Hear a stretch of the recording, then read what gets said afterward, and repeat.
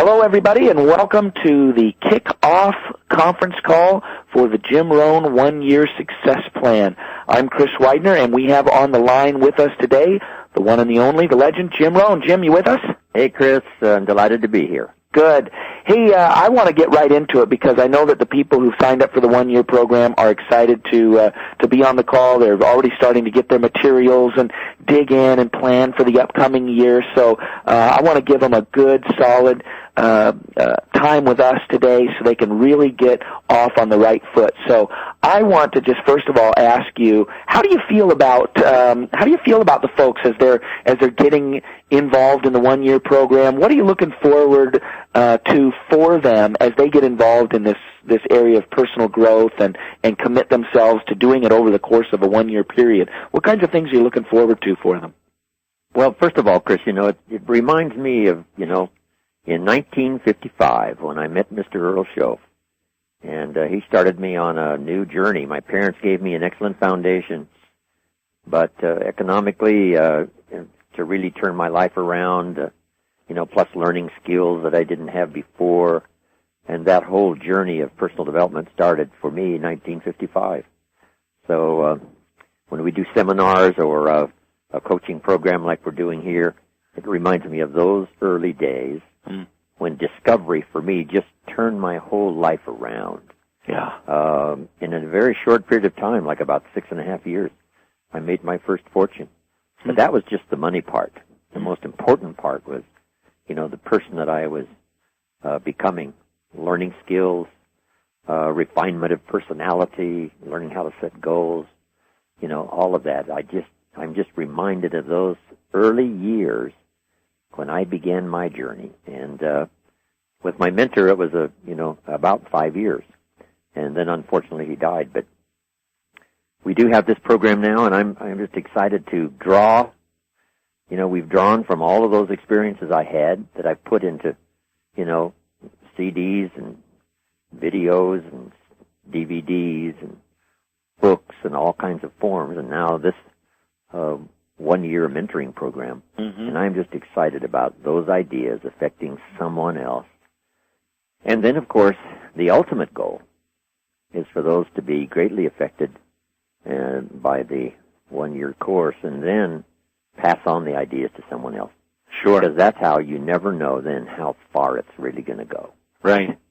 Yeah, and I meet people all the time who heard you 20 years ago or 30 years ago or 10 years ago, and now they're doing great things and passing it along to other people, and it just goes out from there, doesn't it? Mr. Schoaf gave it to you. If we knew the numbers, we'd probably just be staggered by how far it finally goes, because if you affect one person's life, that person affects, 1,000 or 10,000, and some of those affect a few thousand more, so who knows how many, and I'm just so delighted that my experiences put into, some very thoughtful idea patterns can really make a difference. Yeah.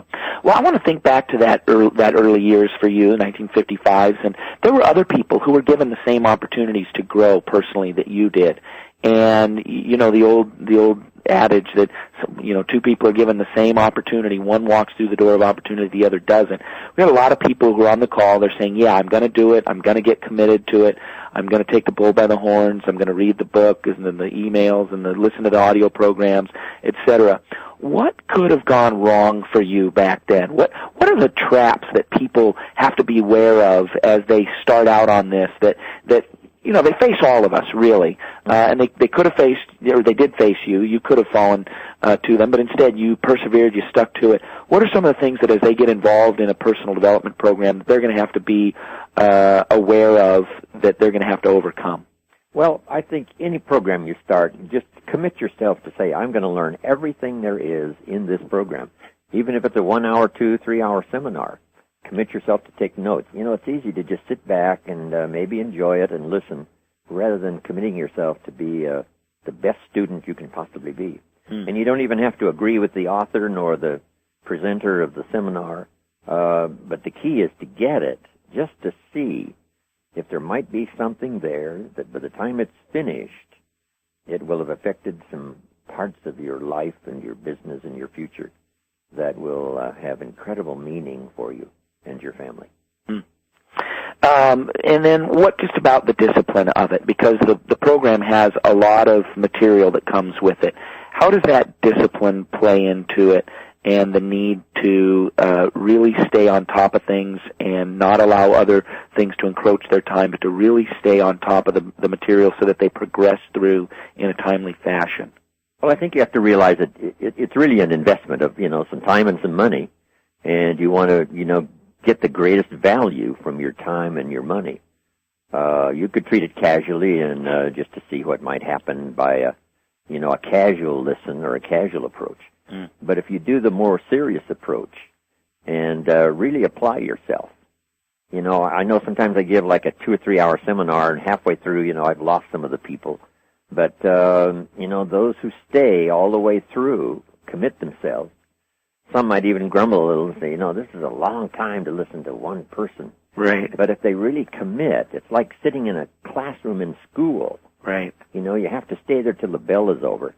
So while you're there making the commitment, and especially here of the time and the money, why not give it your best effort to listen to everything possible, take every note possible, just follow it, to the best of your, intellectual curiosity, and just dig into it and see if you can't get the most from it, from your investment of time and money. Yeah, there's so much in there because I was part of developing it as well, and there's so much in there. 52 weekly emails, and and every email has an article from you, and each one of those has many nuggets in it.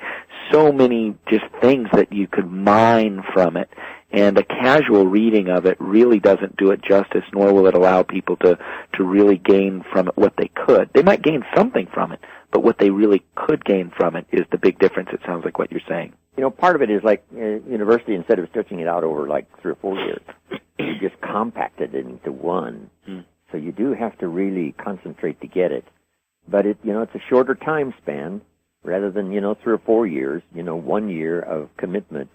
I think is a good time frame. Yeah. And I just listen, digest, think about how to apply, how to pass along, all those reasons for giving it a good listen and a good attention. Yeah. I tell people all the time it truly is, and I'm biased, but it truly is the best program of personal development I've ever seen because of the length of it. It's long enough to really let them learn so many things, but it's short enough that it's not endless. It's got, yourself and all the people we've brought in on the conference calls, and it allows them to learn from listening and to watching and to reading, and it's got questions for them to go through. So I'm very excited for the people who are on the call and kicking off this year and their opportunity to interact with you and the philosophies that you've taught all over the world for over 40 years now, right? Yeah. Closer to 50 now. Going on 50. Yeah. And probably another 20 to go, right?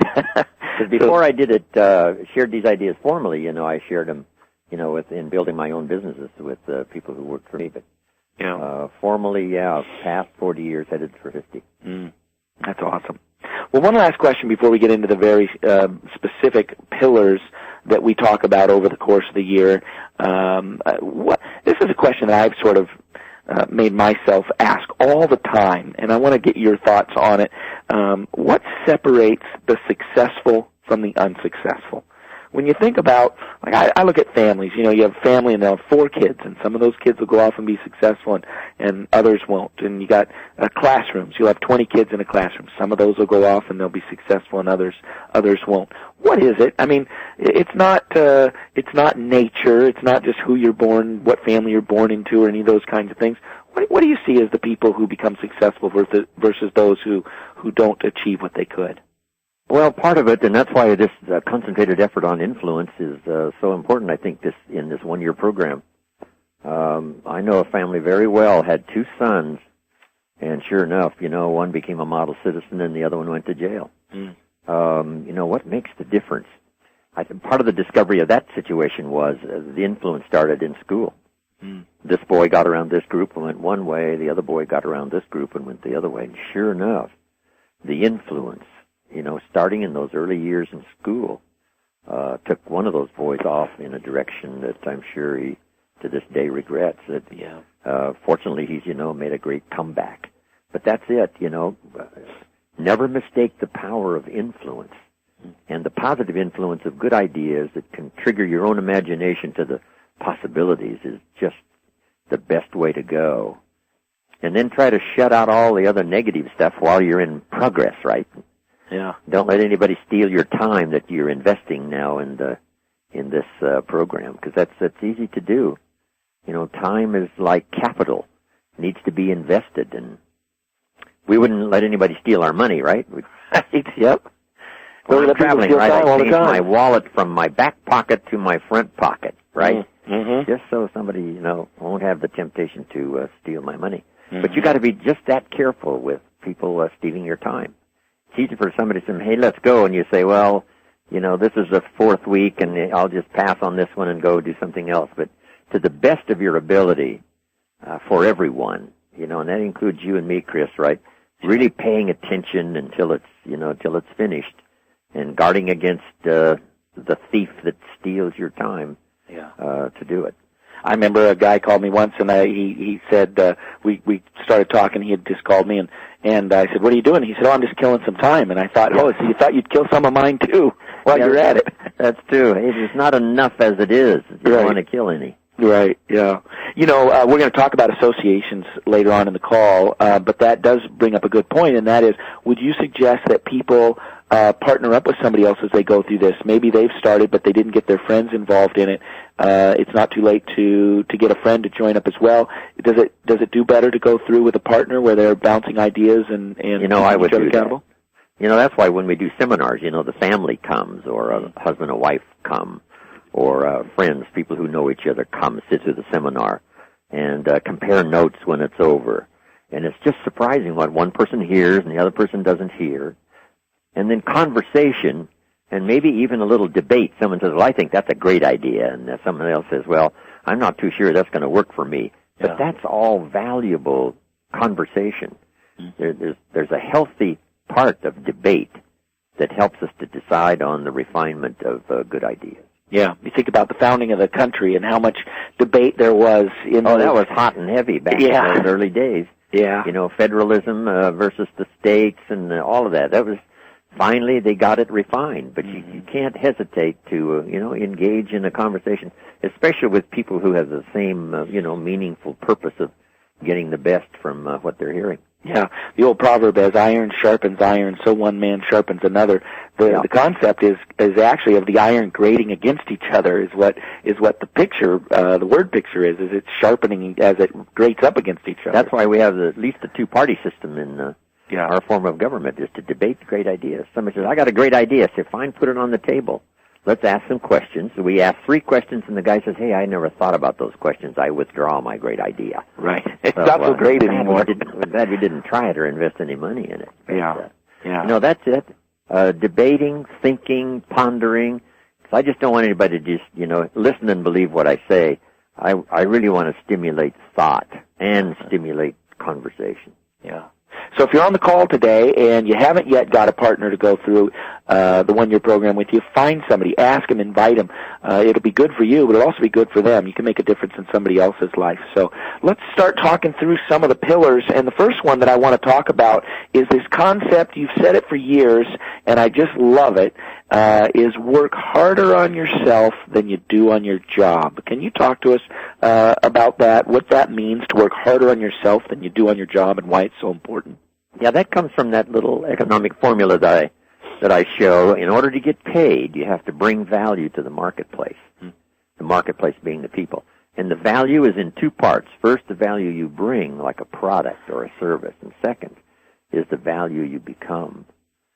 And if you work for a company and represent their products, they may keep working to make the product you bring to the marketplace more valuable. But the person you become, you're the one that has to go to work on that.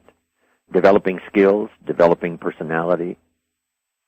Part of it is staying healthy, right? We're all attracted by a healthy person that has a zest for life and feels good and feels strong.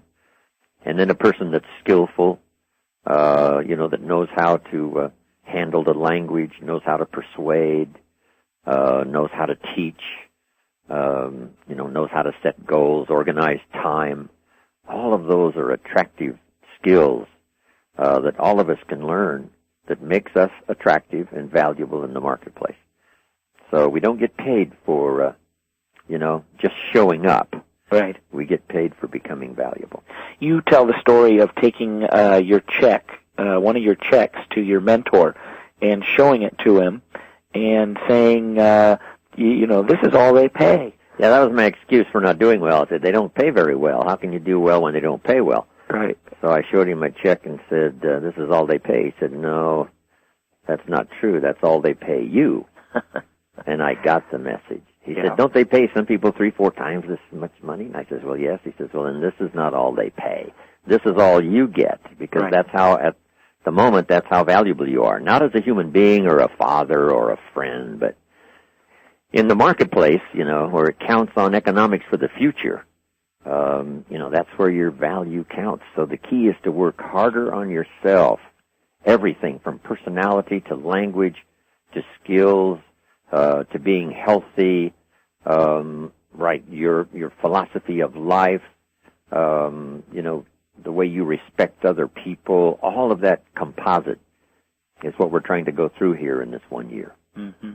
Now, do you think it's important for people, I'm assuming that you do, for them to have a specific plan for personal development? Because, it's when you say go work hard on yourself, that's a generality. How does a person who's on the call say, okay, what do I do? I'm going to learn, I'm going to be reading, I'm going to be listening, I'm going to be taking in the information, but then what do I do? How do they go about working hard on themselves?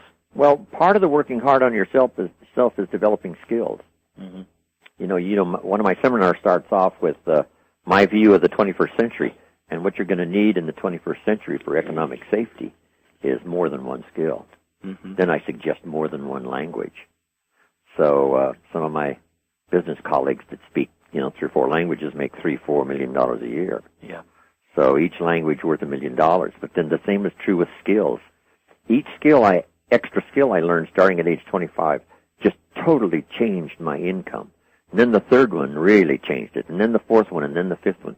And I think I go through a list of about 7 skills that I learned that really turned my economic future around. And the key is anybody can learn them.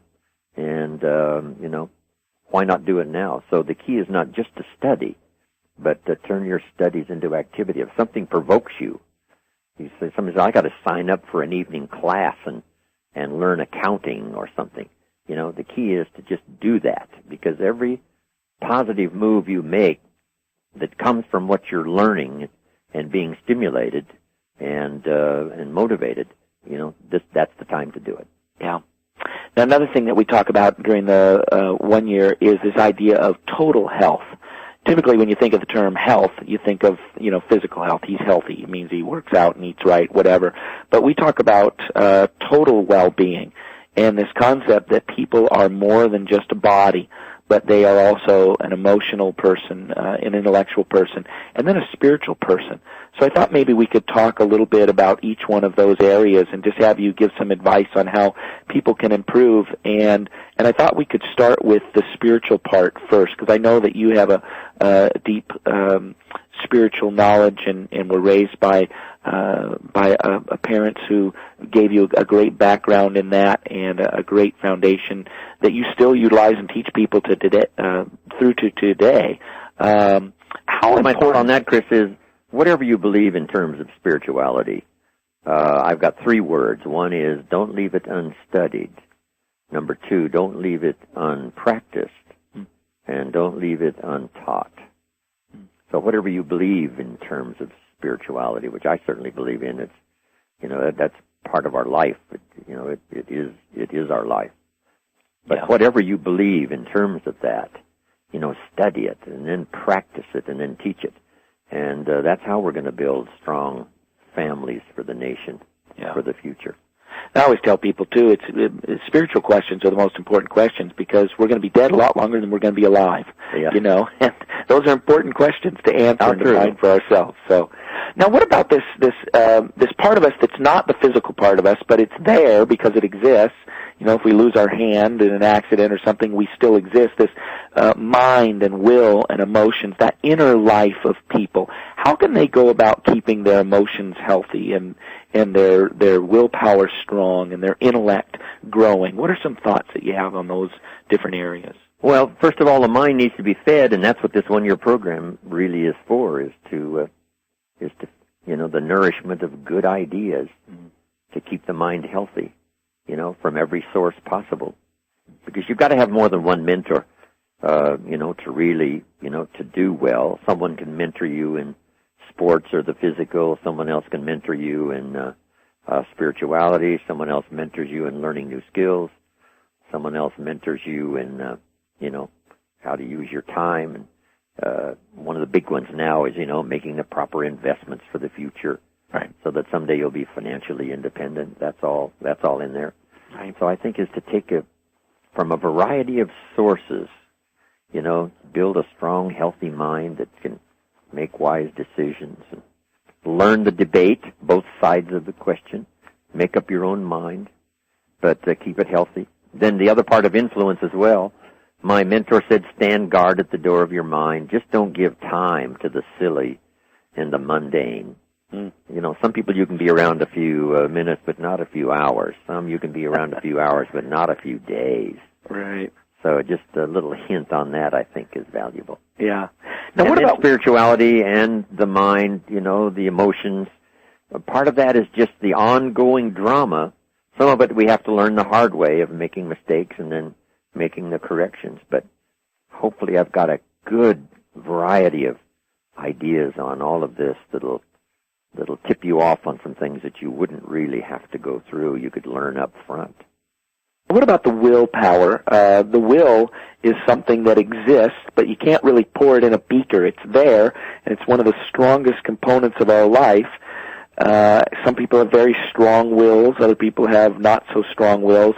How can we strengthen our willpower so that we can do the things that we want to do?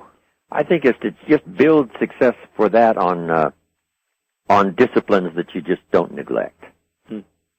What was that little voice I heard in my head this morning, Chris, that said, you don't have to do your exercises today?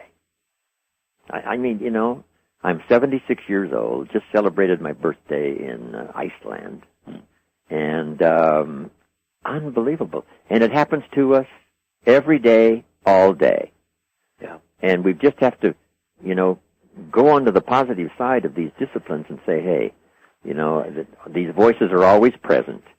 And, I've got to make up my mind now every morning when I come to the intersection and the light turns red, if I'm in a hurry, one little voice says, go ahead, you can make it. And, my instinct tells me, and what I've learned, I just don't want to take the chance for my family and my future. Why should I? But you have to go through that, Chris, every day, every day. And part of that is the strengthening of willpower. Yeah. Just to, I use that little illustration on a moral question of the man who just ahead of me put 2 quarters in the dispenser for the newspaper as I was about to go to the restaurant for breakfast. And he held the door open and said to me, go ahead and take you a copy. He said, the newspaper, business can certainly afford it. And I said, no, thank you. And he was sort of stunned, and he said, okay, closed the door. And then I put in my 2 quarters and got my newspaper. Right. But I'd like to think it was, my moral strength that did it, but what it really was, Chris, I knew Mama was watching. Yeah.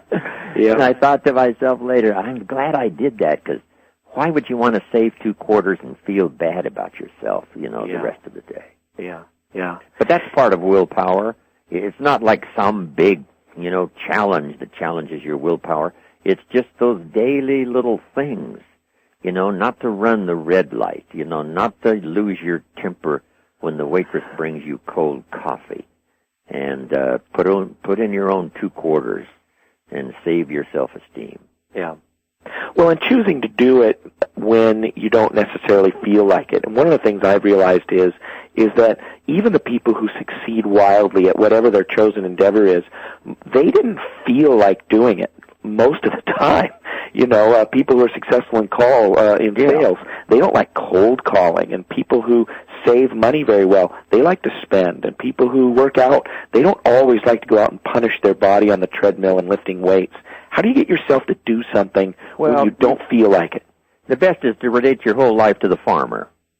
Where the farmer says, I think I'll just take off this week. I really don't feel like, weeding the garden or, taking care of the bugs that are invading my crop. He just can't do that.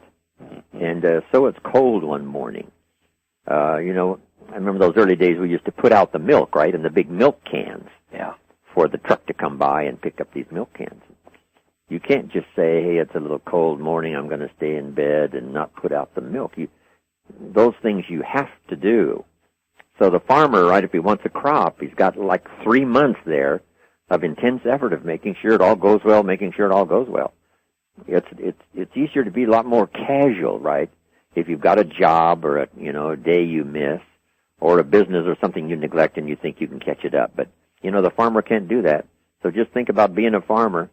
You got to do it whether you feel like it or not, whether it's hot or cold. I've got that expression in my seminar. Some people plant in the spring and leave in the summer because it gets hot and, the work seems to be too heavy. So all of us have to pay attention. Well, one of the other pillars that we're going to talk about in the course of the year is relationships, and how relationships are a gift. It's one of the greatest things we have, and relationships also provide us with some of the poorer experiences in life. And so it does us well to learn how to do well with relationships. And in the past, you've talked about relationships being cultivated like a garden. Can you talk to us a little bit more about that analogy of how we treat relationships like a garden? Yeah, not to neglect. Here it is, the first part of the year, and I'm sure everybody on this call that's in this program has probably got a list, if you sat down and thought about some calls you should have made last year to the people you know, maybe even a friend, maybe even a fairly close friend, but the time has gone by and you were going to call, but you went off on a trip and something else and you neglected. I've got that same list, even after all these years, that I have to work on, of calls that I didn't make, a conversation that I didn't have, a get-together with a person that that I should have done. Last year I did have the time, but I just got too busy. And friendships and relationships are too valuable to let that happen. And we just have to remind ourselves. And I just thought about, this is the beginning of the year, and I'm sure if we thought back, all of us could see a little or maybe a lot of neglect in the nourishment of friendships and relationships that are going to serve us so well in the future if we don't neglect them in the present. Yeah. Now, when we talk about the analogy of the garden, I think of when we bought our house, when we moved in, and there were flower beds and gardens around, and there were these crazy little things that didn't belong there, and of course we call those weeds. And there are a lot of weeds that tend to grow up in relationships, things like jealousy and envy and gossip and people being self-centered, lack of forgiveness. Can you talk to us a little bit about how we can pull some of those weeds out of our life and overcome the temptation to act or allow negative things into our relationships so that we can treat it like a garden and plant the right things? The great prayer we all talk about is probably suggested by the prayer itself as a prayer to be prayed daily about, leading us around temptation and deliver us from evil, give us our share of bread for today. It's paying attention every day to what's valuable and not valuable. The book you pick up, before you spend time, reading this book, just one more time say, do I really want to spend my time going through this book? And maybe you start and say, no, this is not the book for me. You just have to make those judgments, constantly. The same is true with, those temptations that cause us to give us the idea of losing our temper when it wouldn't serve us well and, wouldn't add value to the situation. All of that is constant. Yeah. From what to eat, shall I eat what I like or shall I eat what I should eat? That's every day, Chris. Yeah. But the better we get at it, the better we're going to feel about ourselves. Yeah. And here's what we want at the end of the day. Self-esteem. I've taken care of the people I care most about. I've tried my best, to be an example of some kind. And I've really done my best to reach out and touch someone else with an idea or a prayer or a conversation or something that creates value for them. And I think if we commit ourselves to that every day, that's a good program. Yeah. Now, in one of your books, you talk about relationships as a garden, and you talk about putting time, effort, and imagination into those relationships. And I'm wondering if you could talk a little bit about imagination. What does it mean to have an imaginative relationship and to pour some imaginative energy into increasing and developing your relationships? Yeah, the drama's in the details, Chris. I talk about the relationship I had with my father after my mother died, especially. I'm off on a trip, and I'm in Israel, and I call him while I'm in Israel. I have to get up in the middle of the night because I call him while he's having breakfast with the farmers, right? Yeah. This little place called the Decoy Inn. And it takes 5 minutes, 5, 6, 7 minutes to call my father and say, hey, I'm in Israel. They gave me a reception last night on the rooftop underneath the stars overlooking the Mediterranean. And in just a few minutes, I've given him something to talk about the rest of the day. Yeah. If you just take the time to do that, guess what? It's easy not to do. It is so really easy to do. But that's in all of our programs, right? What's easy to do is easy not to do. But boy, if you just as often as you can remind yourself, I need to do that. Yeah. And then I had this vision of my father walking down the lane on the farm to the mailbox. And I can see him opening up the mailbox. He's 93 years old, just before he died. And I've got to make sure the mailbox isn't empty.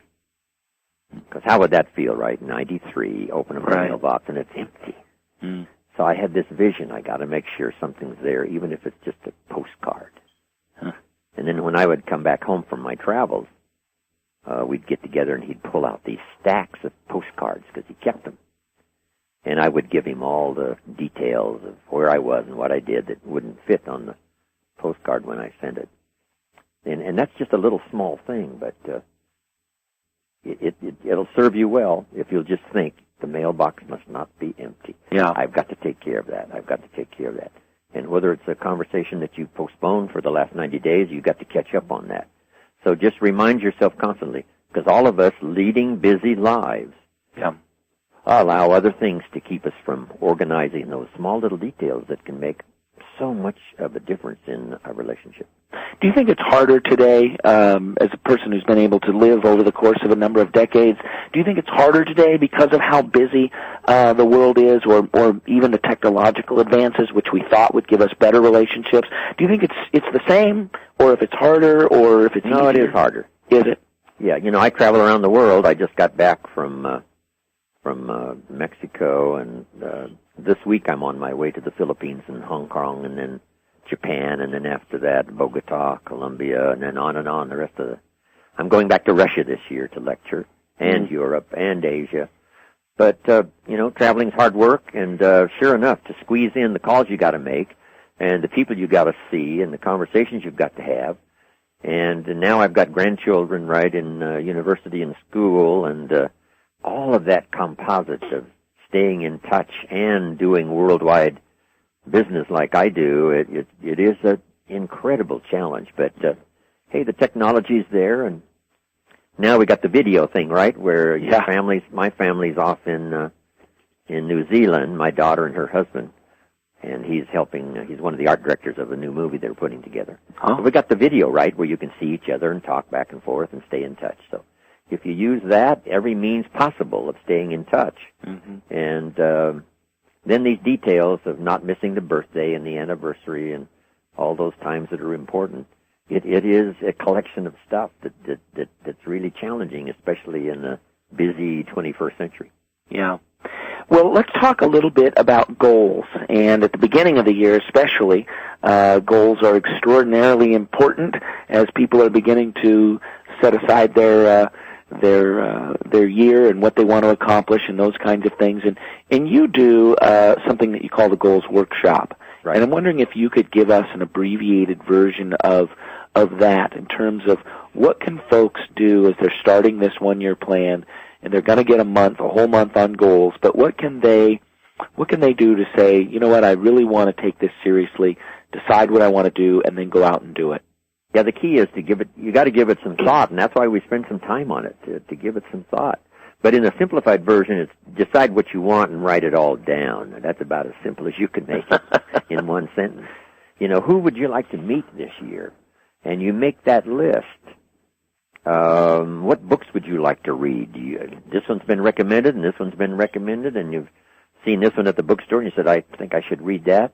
The key is not to just try to keep all of that in your mind, the books you ought to read, but start making a list. When somebody recommends a book, put that on your list of books. And then the places you want to go. You know, I went to Iceland for the first time in September, and celebrated my birthday there. They had an incredible group, about 1,500 people from a few of the countries around that part of the world. And they had a 40-voice men's chorus come and sing for me. Wow. From the local community in Reykjavik, Iceland. Wow. And I sat in the chair where Gorbachev and Reagan sat doing that negotiating back all those years ago during the Cold War. But it was an incredible birthday experience. Iceland, who could imagine?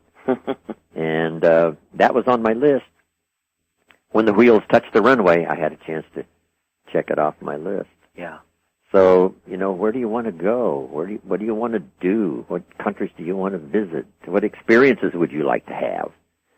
You know, I think I'm a little past bungee jumping. You know, I missed that era. But, you know, parachuting out of an airplane, or, you know, playing in a rock and roll band, or composing music. My grandson looks like he's going to be, you know, one of the best ever composers. Wow. Just decide what you want, and then make these lists. The health you want, you know, and what do you want for your family? What do you want for yourself? What do you want for your spouse, your friends? You know, what do you want to accumulate? And the big one is, what do you want to give? Because one of the master goals is to be able to give away, you know, most of your fortune. Carnegie's probably one of the best examples, Chris. He said, I'm going to spend the first half of my life accumulating money.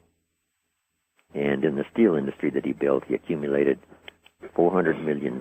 And the last half of his life, he gave it all away. That was his goal. And just whatever affects you, whatever would make for you a good life. And the key is, when you're starting to set goals, don't try to figure out how to get it. Just say, here's what I really want. Here's what would make for me a classic, unique life. So is there power in just writing them down? And write them all down. Is there power in just writing them down? Sure. Yeah. Sure. Okay.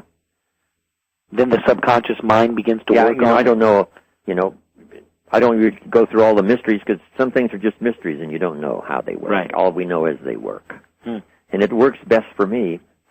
And you don't have to elaborate on what are the obstacles to overcome my goals. I don't think you have to go into that, all those details. Just what do you really want? Yeah. And then just keep these lists going. And then if something you say, no, that was kind of foolish that I thought about, you know, a couple of years ago, I'm going to scratch that off my list, put something else on. So it's a constant work in progress, setting goals. Because some are your business goals. You've just gotten started. What do you want to accomplish?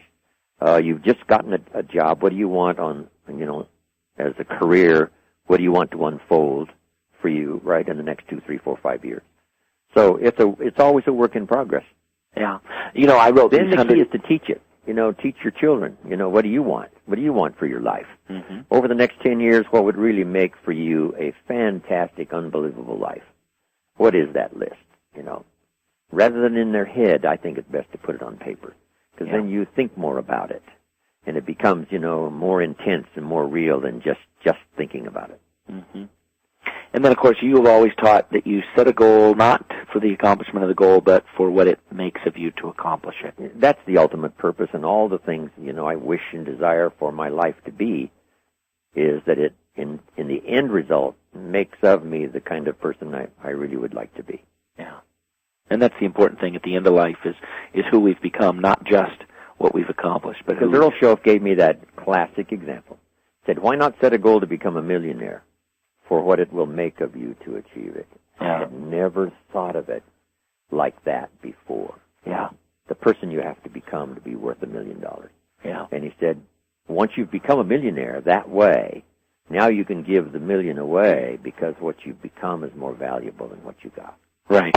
That's such classic, good advice that I started getting when I was 25. Sure. You know, if Bill Gates or Warren Buffett lost all their money and sought out investors to start something else, they'd have a line 2 miles long. Absolutely. Because they know what they have become in what they've done, that they're a sure bet in the future as well. Sure. You're absolutely right. Yeah. Well, let's talk about mastering your use of time. We spent a whole month on time management. And particularly, I'm wondering if you could talk to us a little bit about, you have the saying about everybody must choose one of two pains, the pain of discipline or the pain of regret. Yes, how true. Well, managing your time, otherwise it's gonna get, soaked up and divided up and stolen if you don't manage it properly. It's just like your money. If you're careless with your money, it'll soon all disappear. Mm-hmm. Because, my first fortune, that happened to me. And I've made a few since then to make up for it. But, wow, you just have to pay attention. One little thing I learned, don't start the day until you have it finished. It's just like building a house. When would you start building a house? And the answer is very simple. You wouldn't start building this house until you had it finished. It would be foolish to start to build the house until it was finished. If somebody said, well, how many feet long is this house going to be? And you say, oh, I really don't know. Then, you can't even begin. You can't start, so you have to know. So we start the house as soon as it's finished. And the same is true with the day. We start the day as soon as it's finished. Maybe you finished it the night before and it's ready. To get up in the morning and say, let's see, what should I do today? Probably a big share of that day is lost. Yeah, exactly. Yeah. So would you encourage people maybe on a Sunday evening to think about, okay, here's what the week has to present for me. How am I going to make the most of it? Sure. I'm working on this thing, Chris, called the multiple purpose seventh day. Huh. And it's for spirituality and friendship and family and, prayer and rest and relaxation and change of pace, all that stuff. But one of the reasons for the seventh day, I think, is to review the last 6 days. Where did I go and who did I see and what did I miss? And, what days seemed to get away from me that if I'd have planned it better would have been better.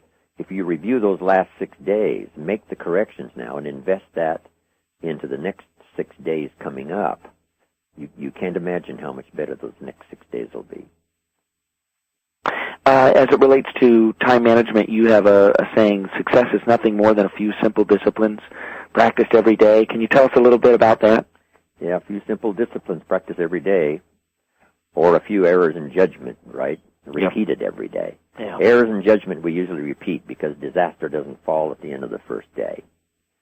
But sure enough, errors in judgment sends you usually in a direction you really don't want to go. But at first it doesn't seem like it. But you just have to be wiser than that and smarter than that.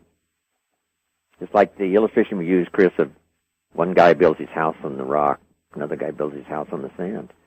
And according to the story, they were both nice people. And here's the part of the story that isn't really written down, but at first, everything seemed to be okay. The house on the rock and the house on the sand. But the future always tests every idea, every life, every spiritual commitment, every career, what you decide to do and start that direction. The values and so on that you are trying to achieve. They're all going to be tested as to whether they were built on sand or the rock. So the key is to be disciplined up front so you don't, suffer the long-term pain of regret. Mm-hmm. Another one of the pillars that we talk about over the course of the year is our relationships, our associations with other people, and surrounding ourselves with the best people. And I know that in the past you've talked about setting people into different classifications, the expanded associations, limited associations, and disassociations. making decisions about people we want to expand our relationships with, limit our relationships, or there's times that we have to disassociate with other people. Can you talk to us a little bit about what is the importance of surrounding ourselves with the best people? Yeah, part of it on the negative side is just, part of the discipline we all have to exercise, and it certainly isn't easy sometimes having to part company with those that are not really serving your best interest. In the daily course of life, we've got to be around all kinds of people, those that irritate us and we just don't respond to it. Those that would trigger our temper, but we've learned to, manage it. So you can't, walk away from life and all that's happening. But in those influences, that are in your time frame and in your life, you just have to spend more time with the ones that have the positive results, less time with the ones that don't. And that's really a personal matter. Everybody has to decide that.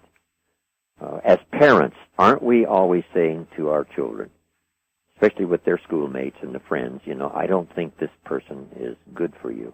Right.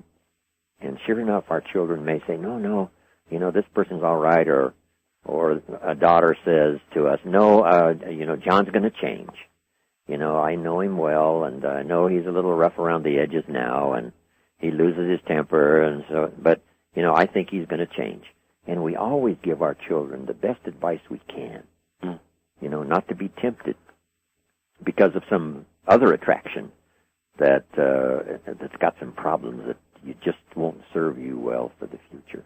Yeah. So as we counsel our children who to associate with and who not, and how to arrange that as we go, even sometimes making those hard decisions of disassociation, we've all got to do it as we advise our children, so we must advise ourselves. Mm-hmm. I think sometimes relationships become relationships of convenience. We're around them even though they're not necessarily good for us, but we're around them because we've been around them. True. Yeah. Yeah, it becomes comfortable and, it seems like it's okay. Mm-hmm. But you just have to take inventory. That's a good thing to consider, that seventh day. Mm-hmm. Are the people I've been associated with this last week, serving my best interest? Or how could I possibly make a change? That's constant. Now you give yourself these questions to ask, and you teach other people to ask the same questions as it relates to the people that we surround ourselves with. Who am I around? What effect are they having on me? Yeah. Those questions. Yeah. What are some of those questions that people can ask themselves? Yeah. What books have they got me reading? Where have they got me going? Mm-hmm.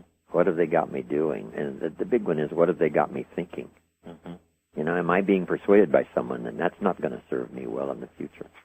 Those are excellent questions to ask. Who am I around, and what are they doing to me? And I don't think a lot of times we really analyze what effect other people are having on us. Do we? No, that's true. Sometimes, especially if you're married or if you got a friend, right? A friend might tip you off and say, I don't think this person is, serving you well. And you might say, well, I never thought about that, and then conclude that they're probably right. Yeah. So be open to that, because other people sometimes can see things that we cannot see in ourselves. I talk a little bit about that in communication. Language we use that, we think might be cute or all right. Sure enough, somebody says, that expression you're always using, if you dropped it, I think it would serve you better. You say, right. Gosh, I never thought about that. Thanks for pointing it out. Right. Whether it's how you're dressed or how you talk or your behavior in public or private, we can all use a little coaching and counsel, especially with the people we respect. Not somebody just trying to tear us down, but somebody who honestly wants us to be better. Yeah. Mama always said, sit up straight, not just because she wanted to be, mean and ugly, but she had a vision of me as my back was straight and my chin was up and, I looked straight ahead, and that was the vision she had of me, and she wanted me to become that person. So that's why she did it. Shoulders back, sit up straight. I'm slumping over my breakfast eating. She says, no, sit up and eat. Okay, Mama. So I tried my best. And that's what this kind of teaching and training is all about, pointing out things you might not recognize yourself. Allow yourself to be coached and tutored and instructed, especially from people you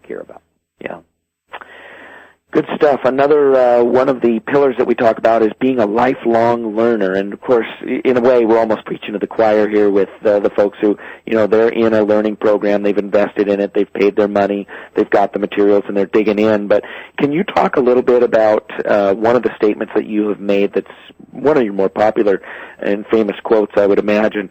A formal education will make you a living, but self-education will make you a fortune. Is that true? Can people really make a fortune from going through this program? Self-education, got me rich. Formal education can get you a job, but self-education that you learn more than the average person learns, committed more than the average person is, like the people doing this 1 year. And if you keep that up the rest of your life, in whatever manner and form that it comes to you. In later years, I've had to learn how to organize my energy management as well as my time management. Age 76, right, getting up there, I'm just not quite as fast and quick as I used to be. And I told the Italians I can't stay up till 2 or 3 o'clock in the morning anymore singing and smoking cigars. I gotta, 1 o'clock now is the limit. So I've learned to manage not just my time, but my energy. If you pour out all of your energy on things that really don't count that much and don't have anything left, for the major occasions, that's not wise. So whether it's money management, time management, organizing your life with friends and relatives and community and church and service and all the rest, it is a lifetime project. And growing in every area of our lives, right? Not just trying your best. Yeah. Who was it said, let the end of your life find you climbing a new mountain? Good stuff. Well, let's talk about one of the other pillars that I know you're going to have a lot to say about. It's we spent a whole month in the 1 year program covering sales. And in the book, The 12 Pillars, that you and I did together, it says all of life is sales. And sometimes people say, well, I'm not a salesperson. But isn't it true that everybody's in sales, that we're all always selling every day? True. It starts with our kids, right? Right. They want an ice cream cone and we say no. 10 minutes later, they're eating one. And I can't even think of how they talked me into it, but yeah, sure enough they did. And, that starts early, trying to persuade someone to your point of view for what you want and for what you want to accomplish. That's all sales. We can call it sales. In my seminars, I'm trying my best to persuade someone first to listen, someone to get it all, take good notes and take it home. And then I'm trying to persuade them not to neglect it and just throw this journal onto a shelf somewhere and neglect it, but go back over it, and then trying to persuade them to pass it on to family, children, friends, people they know. Because what you learn affects your life, but what you teach affects it even more. If I struggle to make something clear for you, I make it more clear for myself. Right. That's why I'm still lecturing around the world. I had 16,000 in my class in Bangkok, 15,000 in Athens, another 16,000 down in Mexico just this past year. And from those and, my journeys on around the world, I just love to, accept the challenge in a variety of audiences. Some, I have to do through translation, which is really tough, but trying to persuade someone to think, to reason, to think about your life. How is it? Is the direction you've chosen the one you really want to go?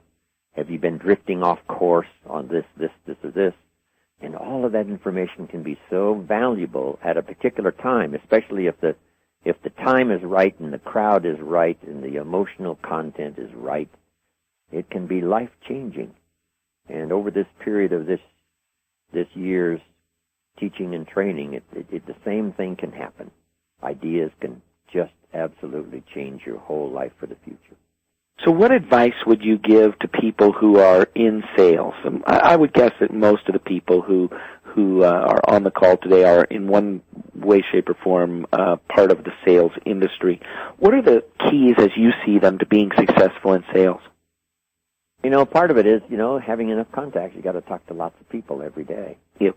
And then, developing your ability to persuade, believing strongly in the product that you've got or the service that you've got, believing what you've got is the best. If it isn't, hey, make some plans to, search till you find the best.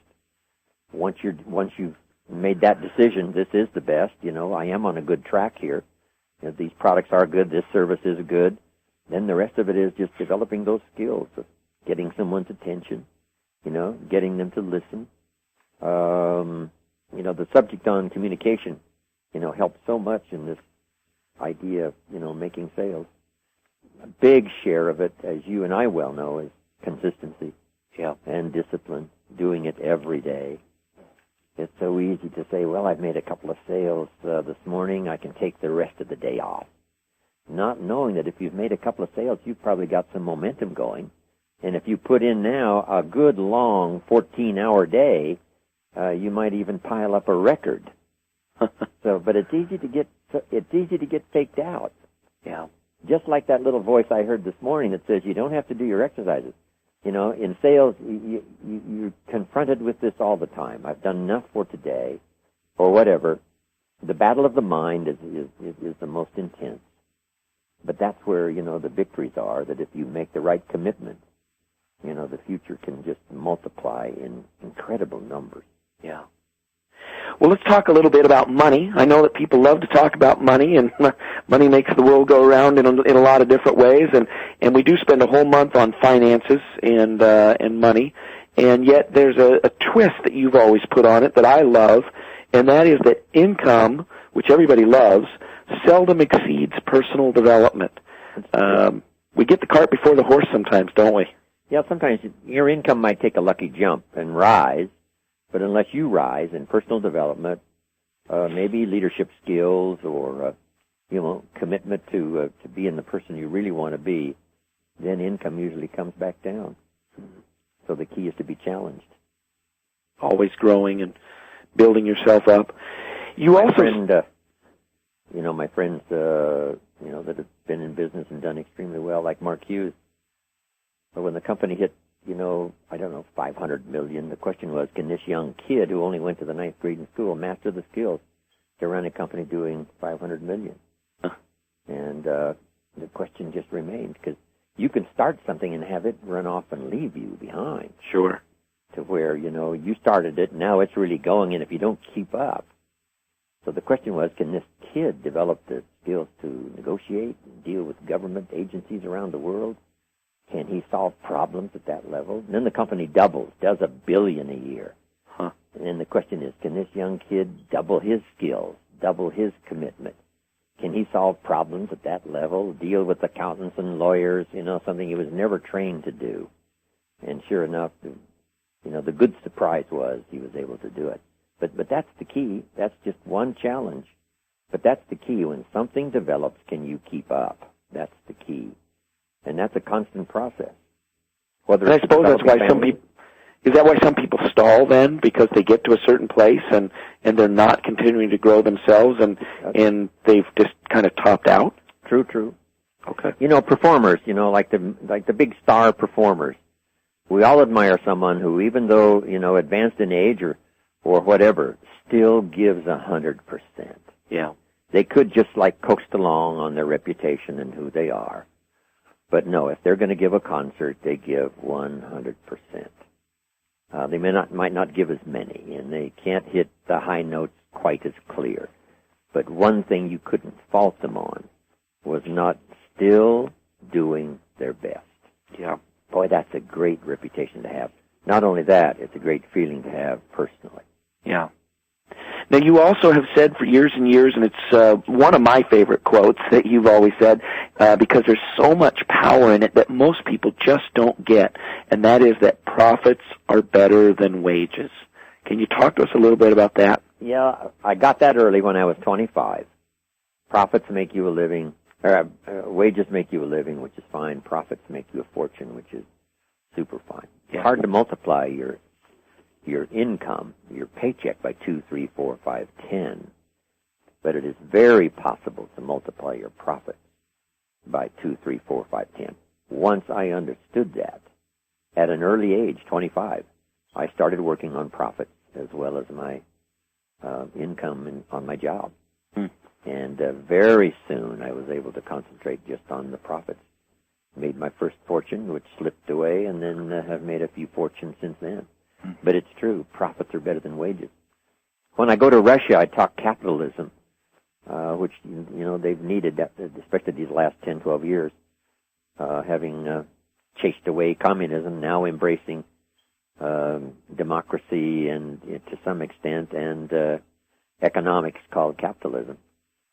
Capital is any value you set aside to be invested in an enterprise that brings value to the marketplace, hoping to make a profit. It's just a simple analysis in one sentence of, what profits can do, bringing value to the marketplace, or buying a piece of property and selling it for a profit. I knew a man before he died in Phoenix, Arizona. Every car he bought, when he sold it, he made money on it. Huh. Somebody says, how could you do that? And the answer was how he took care of it. Huh. When he sold this car 1 year, 2, 3 years later, it looked brand new. And everybody wanted, one of his cars, no matter how long he'd had them. Yeah. Because he had that reputation of getting something and not leaving it worse than how you found it. Not leaving it, trashed, but leaving it better. See, those kind of commitments, especially in terms of economics, you just try a little bit harder this week than you did last week. Get a little bit better this month than you were last month. And if you apply that to profit making, something that'll return profit, not just wages, but profit, your future can be secure. After I heard you say that, I noticed something about the Forbes 400 list. There's two kinds of people who are on the Forbes 400 list. The first kind are people who are in the profit business. Mm-hmm. And the second kind of people who are on the Forbes 400 list are people who inherited their money from people who were in the profit business. There's nobody from the wage business on the Forbes 400 list. No. Nobody makes it to that big financial independence by getting paid from somebody else for showing up and doing a job. So no, it's true. The key to earning money is to now make wise investments. Mm-hmm. Right. A lady in real estate said to me, Jim Rohn, I'm in real estate. I said, how many properties do you own? And she looked at me a little startled, and she said, no, I sell real estate. I said, well, that's very wonderful. But let me ask the question one more time. How many properties do you own? She says, well, none. I said, well, the purpose for selling real estate is so someday you can buy real estate. Yeah. Because if you sell real estate, you'll make a living. If you buy real estate, you make a fortune. Yeah. She got the message in one simple, 3-sentence seminar. Yeah. And the people who sell real estate, they always see the real deals come on the market first. So if they're really wise, they pick them up. Attention, yeah. Yeah, they pick They're them the up. first ones to get the good deals. Yeah. Well, a couple more pillars here we want to talk about. That's what conversation and seminars and this study program for this year is all about. Alerting people to something that they hadn't thought of before. If they spend enough time, they could think of all this stuff on their own. Yeah. But it's so great to have somebody accelerate your progress by saying, how about this, how about this? And somebody says, oh, my gosh, that's right. Because that's what happened to me when I was 25. Shoaff said, how about this, how about this? And I thought, oh, wow, if I would have used that the last 3 years, look where I could be today. Yeah. And that's what's going to happen to everybody on this one-year course. Yeah. Well, we're in the home stretch of the call, so let's talk about the last few here. I want to talk about another pillar, which is communication. We spend a whole month on communication, and you've alluded to it and talked a little bit about it throughout the call, but can you give us some tips on positive communication and the importance of communication? Yeah, words are almost godlike in power and impact. The storyteller says, God spoke and said, let there be light, and there was light. Looks like the words of God created light. And there's another kind of light, as we all know, that humans can create. If somebody, can't see themselves as being successful, and you come along and tell them your story, choosing the best words you can, when you finish, they might very well say, now I can see. Yeah. And in that one simple illustration, you can begin to understand the power of language and the power of communication, helping someone to see. Someone might say, before you got here, I was blind, and now I can see. Because it's amazing, the imagination that can be excited by words properly chosen and well delivered. A person can close their eyes, put their hand over their eyes, and guess what they can say? I see it. I see it. So, no, you've got your hand over your eyes. Say, no, there's another way to see. Mm-hmm. And communication from someone who knows how to do it well can really help people to see things they never saw before. Yeah. And it works both ways. The words that we say can create life, and the words that we say can bring people down. You know, I've been thinking about that old saying, sticks and stones may break my bones, but words will never hurt me. I thought about that about a month ago, and I thought, I don't know that there's ever been more of an untrue thing ever said. You know, people break their bones and they recover from it, but the words that we say can, you know, they can hurt people for years and years, or they can build people up for years and years. That's true. That's why we have to be careful about lose. I talk about tools of last resort. There are some times when, you know, you got to let your temper fly, but not every day. I use Jesus as probably the best illustration. Just a few times during the course of 3.5 years, he lost his cool, but not 2 or 3 times a day. Right. Yeah.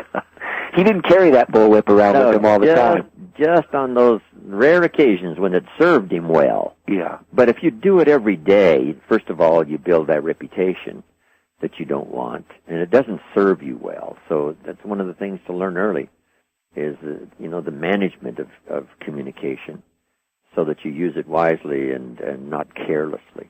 Mm-hmm. Let's talk about leadership, because I know that that's a pillar that we spend a whole month on, and I know you enough to know that you don't want followers. As you travel around, you're not trying to create followers. You're trying to create leaders, people who will take the words that you say and the ideas and concepts, and not just follow Jim, but go out and lead other people. What's the importance of leadership for the people who are on the call and going through this year? Really important. It starts first if you're a parent, of course. Yeah. Giving your children wise ideas, helping them to understand, you know, what's good and what isn't. That's the greatest leadership role in the world. A mother, a father, giving wise advice to their children. But then if you're in business, right, leadership, how to proceed, you know, how to do the job, you know, how to best present yourself to the public or whatever the job description might be. Leadership in inspiring others, helping people to believe in themselves that, you know, they never tried it before, giving them recognition that they never had before, inspiring them to think about things they never thought of before. You know, that kind of leadership role is just so valuable. When you find it, you treasure it. And the key is to become that kind of leader that can influence the community, that can influence, you know, the church where you go. You can be an influence. Your presence can be, you know, felt. You know, who you are, your reputation is probably one of the most important. You know, just by showing up, you know, some people, you know, have this incredible strength because of the reputation that preceded them. When they show up, people just immediately, automatically have respect and are willing to listen because of the person's reputation. And then when you speak in a leadership role, in an inspiring way so that people are willing to follow. One of the greatest leadership roles, Chris, is being able to develop a vision of the future. Here's what could happen, you know, to someone personally, or here's what could happen in terms of a business done right. Here's what could happen. Right? Here's how far we could reach. Here's how far we could go. And once we get to this place, no telling, it could open up by 2, 3, 4, 5.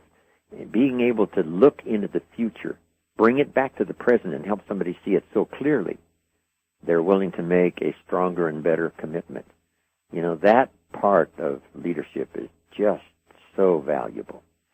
And to become that kind of person who can see tomorrow more clearly than someone else, can see the next 90 days in better perspective.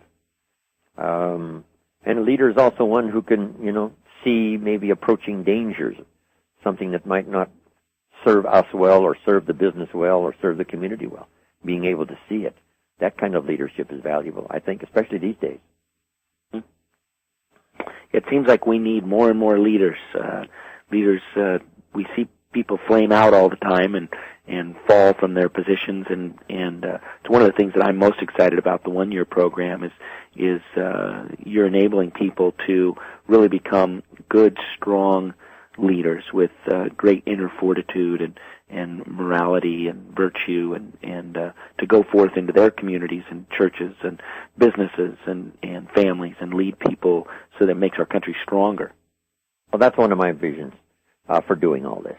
I had plenty a long time ago to just, walk the beaches and enjoy life. But the real joy of my life is providing this kind of format and this kind of more disciplined exercise of study to just really help lay stronger foundations, give people more to think about that can really advance every part of their life.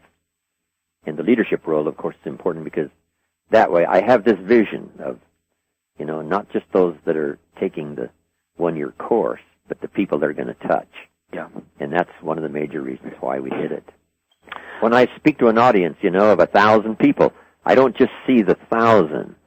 I see what possibility could happen if the 1,000 hear it and something strikes a chord, something rings a bell. 1,000 people, uniquely committed. No telling how much further it can all reach.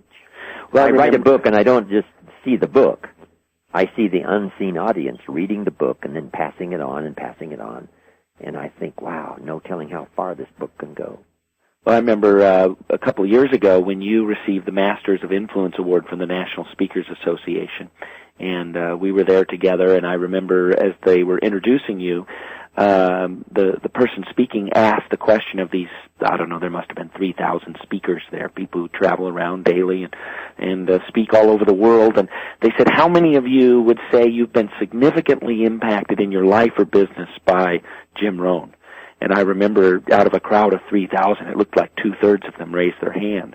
And it really was amazing to me to see the legacy that you've left, because, somebody who's in business, they own a little business of, maybe 15 or 20 people, and there'll be some rotation of those people, and they might tell 15, 20, 50, maybe 100 people, but to see all those speakers and writers and authors who were there that day, who are out speaking and passing along your philosophies and things like that, it reminds me of this last pillar that I want us to talk about, and that is leaving a legacy.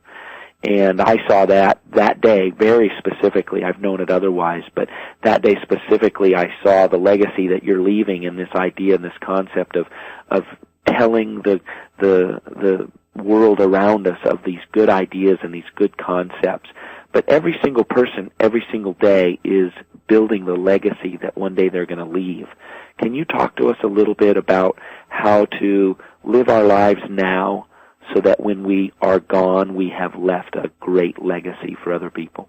Well, I can probably use my parents, and my father especially as a good illustration. One is he taught me to be financially independent, to where someday you could work for joy and not for necessity. And he said, you won't believe, son, the incredible feeling you will have when you owe not one penny and you're totally debt-free. And then when you can live from the income of your own, resources, now you can choose to work or not work.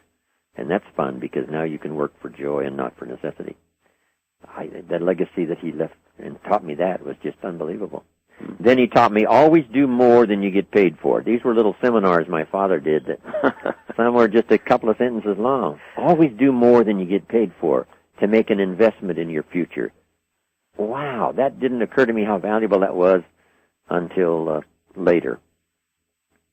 And then, of course, Mom and Dad left me all of the estate, the farm and the farmland and the buildings and the automobiles, all debt-free, not one penny. The attorney that handled it said, I've been an attorney for all my life. And he said, only once in, thousands and thousands of people is there an estate that's debt-free. So they practiced what they preached. And the most important thing I think they taught me was don't miss anything. Don't miss the game. Don't miss the performance, right? Don't miss the occasion. go look, go see, go enjoy. That legacy left by my mother and my father has served me so well all these years of my life. Mm-hmm. And I've done the best to do the same for my children and my grandchildren.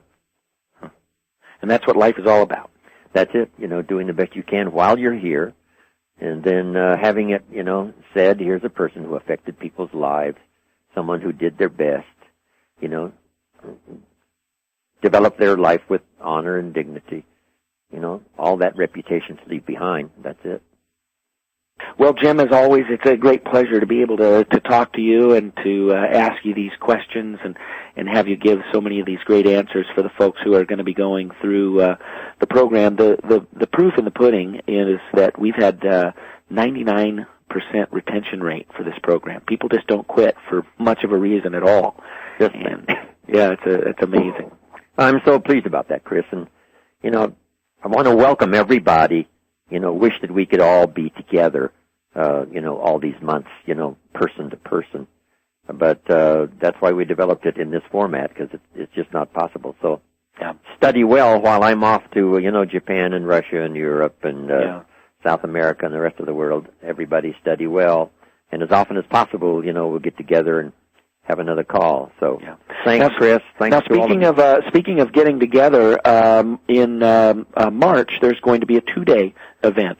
And I'm wondering if you could just tell the folks about that real briefly. Yeah, I'm going to do a 2-day event, and I think it's already sold out. I'm not sure. There might be a few seats left. But just a small, intimate group, just 2 days, just me, for a weekend in March, the last of March. And they'll be able to go to the website and check that out. And if we do book it out, then there'll be others, I'm sure, and they can put their names on a waiting list. But they do not want to miss those 2 days expanding on all the things that they're learning through the one-year program.